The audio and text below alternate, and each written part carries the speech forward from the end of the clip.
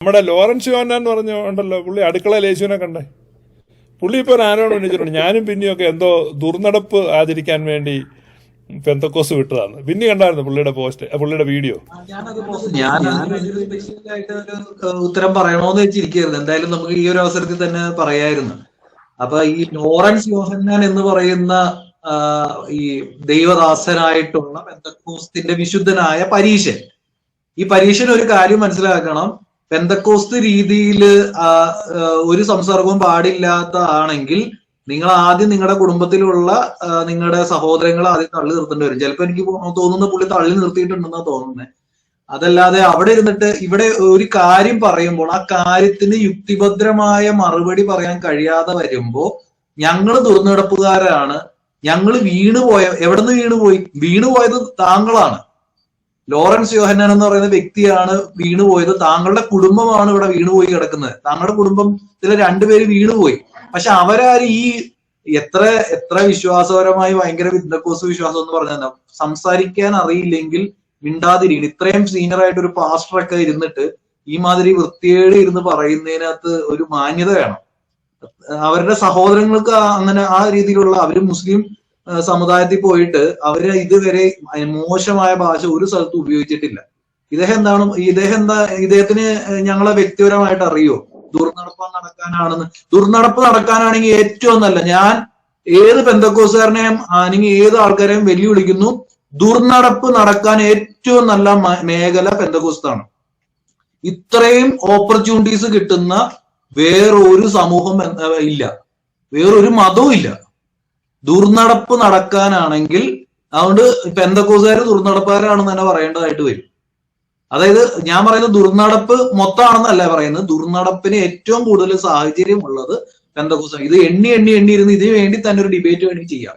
പക്ഷെ എന്തിന്റെ അടിസ്ഥാനത്തിലാണ് ലോറൻസ് എന്ന് പറയുന്ന വിശുദ്ധൻ എന്ന് ചമയുന്ന പരീശൻ, ഇദ്ദേഹം പരീശനാണ്. നിങ്ങൾക്ക് യുക്തിഭദ്രമായി മറുപടി പറയാനാണെങ്കിൽ മാന്യമാണ്. ഞാനത് ഇതിനകത്ത് എനിക്ക് സാജു എന്ന് പറയുന്ന സാജു പാസ്റ്റർ, അതായത് ഗോസ്പൽ ടിവിയുടെ അവതാരകനായിട്ടുള്ള സാജു പാസ്റ്ററോട് വളരെ ഇദ്ദേഹം അത് എന്താണ് അതിന് മറുപടി പറഞ്ഞതെന്ന് എനിക്കറിയില്ല. ഞാൻ വളരെ കൃത്യമായിട്ട് പറഞ്ഞിരുന്നു, ആരോഗ്യപരമായ ചർച്ചകൾക്കാണെങ്കിൽ തുടർന്നും ഉണ്ട് എന്നുള്ളൂ. പക്ഷെ ഇത്തരത്തിലുള്ള അനാരോഗ്യ ചർച്ചകൾ പ്രോത്സാഹിപ്പിക്കുന്നത് ശരിയല്ല. ഇദ്ദേഹം വന്നിരുന്ന് പറയാം ദുർനടപ്പ് നടക്കാനാണെന്ന്. ഞാൻ വളരെ ക്ലിയർ ആയിട്ട് എന്റെ പോയിന്റ് ഒക്കെ വളരെ ക്ലിയർ ആയിട്ട് വന്നിരുന്നു പറഞ്ഞു.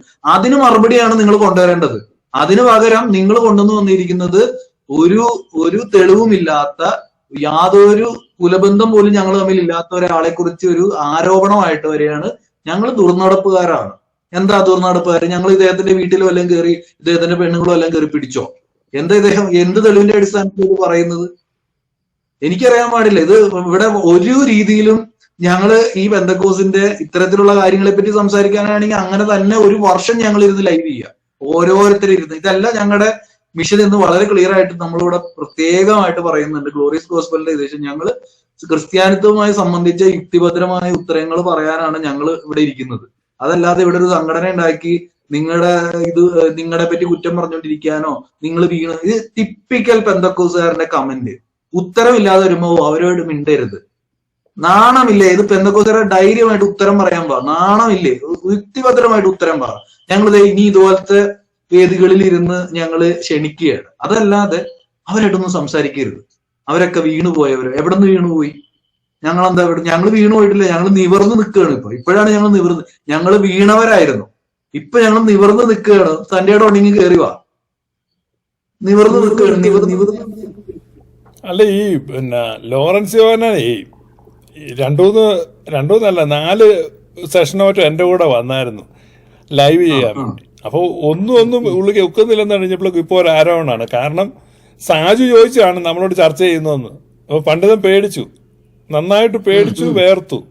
അപ്പം പുള്ളി പറയാം, വല്ല പുതിയ ആളുകളൊക്കെ ആണെങ്കിൽ ആരെങ്കിലുമൊക്കെ കളിപ്പിക്കാൻ വേണ്ടിയാണ്. ലോറൻസ് യോഹന്നാനെ താങ്കൾക്ക് വേദോത്സവം അറിയത്തില്ല, ഉപദേശം അറിയത്തില്ല, താങ്കളുടെ പരിമിതി ഞങ്ങൾക്ക് മനസ്സിലാവും. അപ്പൊ അതിനുവേണ്ടി അനാവശ്യ ആരോപണമൊന്നും പറയണ്ട. താങ്കൾക്ക് പേടിയാണ്, താങ്കളെ കൊണ്ട് നടക്കില്ല, അത്രേ ഉള്ളൂ. അപ്പൊ ലോറൻസ് പാസ്റ്റർ വേറെ കാര്യം ഓർക്കണം. ലോറൻസ് പാസ്റ്റർ പെന്തക്കോസ്തിന്റെ വിശുദ്ധിയുള്ള സത്യവചനവും സത്യവിശ്വാസവും ഒക്കെ പറയാൻ വേണ്ടി കൊണ്ടുവന്നിട്ട് ഞങ്ങളൊക്കെ ഡിബേറ്റിന് വിളിച്ച ലോറൻസ് യോഹന്നാൻ പാസ്റ്ററിന്റെ ഒരു യൂട്യൂബ് ചാനലിലുണ്ട്. ഇതിൽ വന്നിരുന്ന ഷമീർ കൊല്ലം, നല്ല ഒന്നാന്തരം ദുർനടപ്പുകാരനാണെന്ന് മനോരമ അടക്കം മാതൃഭൂമി അടക്കം റിപ്പോർട്ട് ചെയ്തിട്ടുള്ളതാണ്.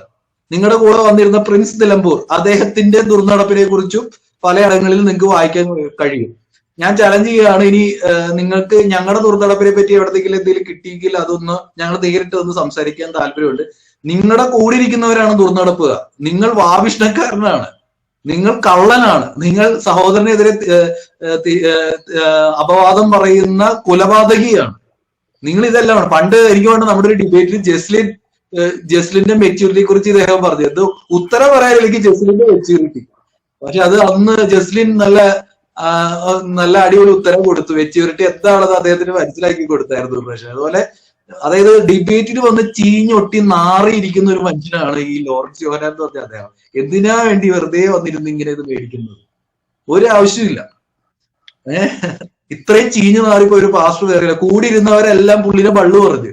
കൂടെ ഇരുന്നവര് വലിയ വിശുദ്ധിക്ക് വേണ്ടി കൈ കോർത്ത് പെന്തക്കോസുകാർ ഒരുമിച്ചിരുന്ന് വലിയ വിശ്വാസത്തിന് വേണ്ടി ഭയങ്കര വേട്ട നടത്തിയിട്ട് അവസാനം കൂടെ ഇരുന്നവന്മാര് വരെ ഈ പുള്ളിനെ പച്ചയ്ക്ക് നാറ്റിച്ച് വിട്ട്.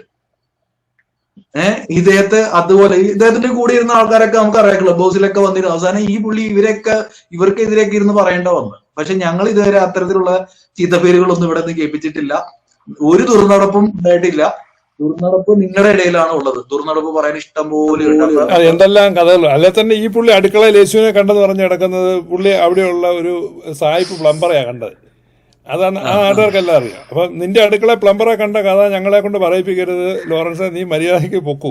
അല്ലെങ്കിൽ അത് മുഴുവൻ പുള്ളിയുടെ പടം അടക്കം ഞാനിവിടെ ലൈവ് ചെയ്യും. മനസ്സിലായോ ലോറൻസ്? യേശു വന്നു, യേശു അവനെ യേശുവിനെ കണ്ടു. പെന്തക്കോസ് സമൂഹം ലജ്ജിക്കണം. ഈ പറയുന്ന ലോറൻസ് യോഹന്നാൻ വളരെ വൃത്തികെട്ട ദർശനം കാണുന്ന ഒരു മനുഷ്യനാണ്. വളരെ വൃത്തികെട്ട ദർശനം.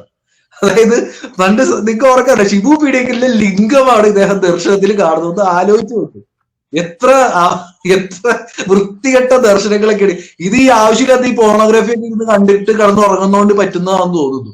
അതെ, ഇത് നമ്മുടെ അടുത്ത് നമ്മുടെ സഹോദരങ്ങൾ വിളിച്ച് പറഞ്ഞാണ്, ഷിബു പീഡിയക്കലിന്റെ ലിംഗത്തിന്റെ ഇടയിൽ എന്തോ പാമ്പ് വരുന്നു. എത്ര വൃത്തികെട്ടവരാണ് നിങ്ങൾ ലോറൻസ് യോഹന്നാൻ പാസ്റ്റർ എന്ന് പറയാൻ തന്നെ നാണക്കേടാണ്. ഇതൊക്കെ നിങ്ങൾ എങ്ങനെയാണ് നിങ്ങളെ വിശ്വാസികളെ പഠിപ്പിക്കുന്നത്? ഇതിനകത്ത് നിഷേധിക്കുന്നുണ്ടോ? നിങ്ങൾ ഇങ്ങനെ ഒരു ദർശനം കണ്ടിട്ടില്ല എന്ന് നിങ്ങൾ നിഷേധിക്കുന്നുണ്ടോ? ലോറൻസ് യോഹന്നാൻ എന്ന് പറയുന്ന പാസ്റ്ററിന്റെ ക്ലിപ്പ് ഞാൻ ഇവിടെ പ്ലേ ചെയ്യും അടുത്ത ദിവസത്തെ ലൈവില്. ഇത് നിങ്ങൾ ഇങ്ങനെ ഒരു ദർശനം കൃത്യമായിട്ട് പറഞ്ഞല്ലോ. പണ്ട് ഷിബു പീഡിയക്കലും ഗ്ലോറിയസ് ഗോസ്പലായിട്ട് വന്ന സമയത്ത് പുള്ളി കണ്ട ദർശനമാണ്.